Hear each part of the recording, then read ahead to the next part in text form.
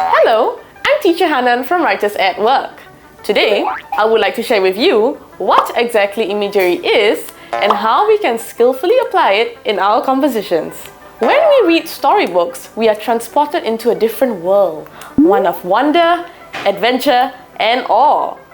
A good writer is like a magician, and the words you write work like spells that you cast to transport your readers into a different universe.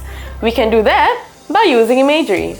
Imagery is the supercharged version of descriptive writing.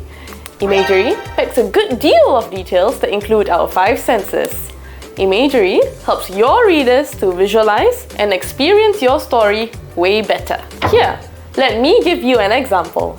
Using imagery, you can transform this simple sentence, "Mother's roast chicken smelled good," to "The aroma of Mother's chicken chop wafted through the air and into my nostrils.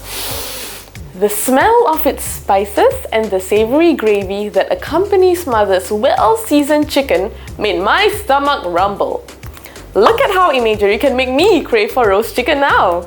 In fact, imagery is a great writing mechanic that we can use to describe food and restaurants. Now, let me take you through 3 ways you can use imagery to describe a scene at McDonald's. Number 1, using your sense of sight. She was determined to get her favorite Filet-O-Fish burger packed in McDonald's signature brown takeaway bag.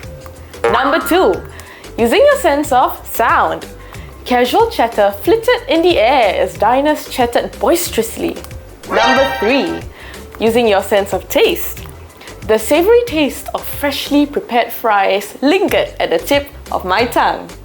Remember, incorporating the 5 senses into your writing with imagery can go a long way. If you want to learn more about effective writing, check our YouTube channel, Facebook, and Instagram.